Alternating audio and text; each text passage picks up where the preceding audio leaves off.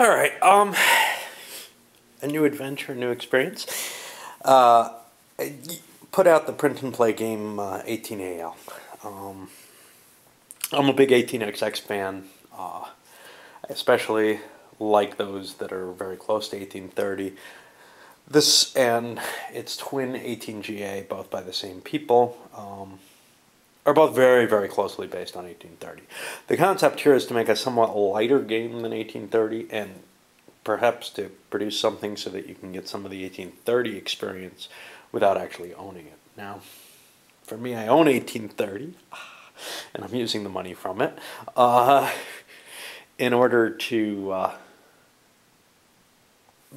all the same, I had the feeling of, okay, look, I like the series, I wanted to print them out, I wanted to see, it looked like they had and this is a hell of a thick rule book actually for, it's single-sided, but for an 18XX game.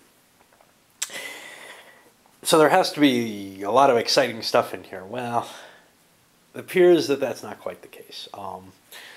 This is somewhat of a watered-down version of 1830. It's supposed to be a little lighter in play. Only holds 5 players, a little bit less money. Meant to be played in a few hours, maybe 3.5 hours instead of, say, I don't know, people at AvalonCon used to play it in 4 for 30. I'm used to it taking more like 5.5. Just maybe because of the group I was in, but maybe because of me. Anyway, this looks like it might manage that. The rules are very similar to 1830. There's nothing really exciting here. No big changes. It's not like an 1856 or an 1870 with really massive differences in rules. And actually the 18AL and 18GA appear to use the same rules except for the minor companies and maybe a few special little rules, track lays, etc. I don't have a lot of enthusiasm right now, although I went through the effort of trying to, mount the cards, etc., on some decent stock, printed it out in color and everything. Basically, some of that is print and play sucks. The amount of effort and cost on components.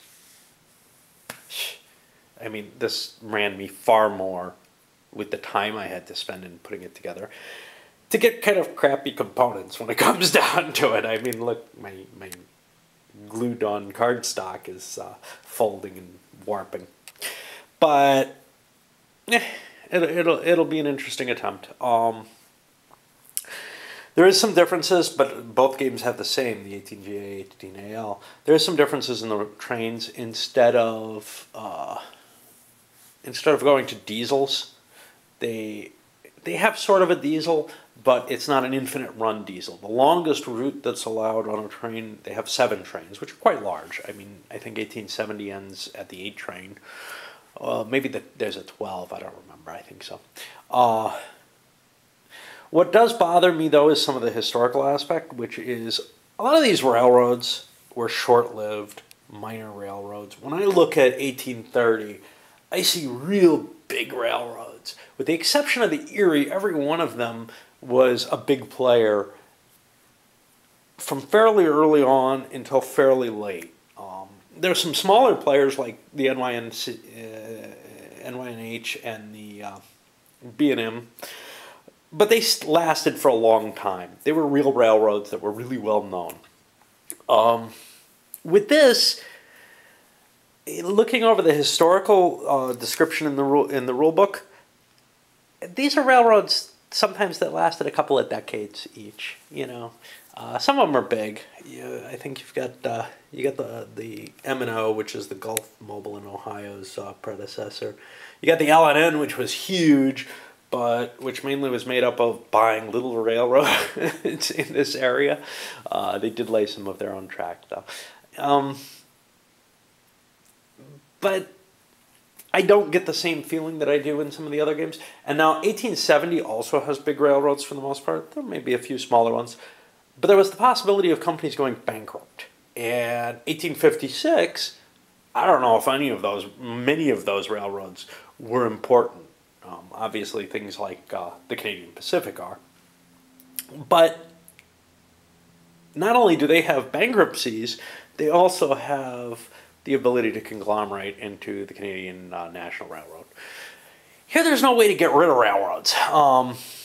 Once it's created, it's stuck. The stock chart is less impressive, even than the 1831, with only one special area, the yellow area. I just do not feel like this is going to be terribly interesting, except maybe for people who do not have access to a game of 1830. Because it does give them the cleanest system. 1830 is probably the cleanest and clearest system for it. Although this is a little watered down. So for example, the fortrains don't just disappear, as they would in 1830. They have this extended obsolescence, which was apparently an optional rule that some people started playing in 1830, be kind to newbies, where if you buy, I believe it's the 7 that kills them, if you buy a 7 train, then everyone's allowed to run their 4 trains once more in order to make money instead of falling back on the stock market. Okay, whatever, but I like the harshness of 30, and yeah, there's certainly options in here you can do without those rules. All right, I'm going to give it a try, though.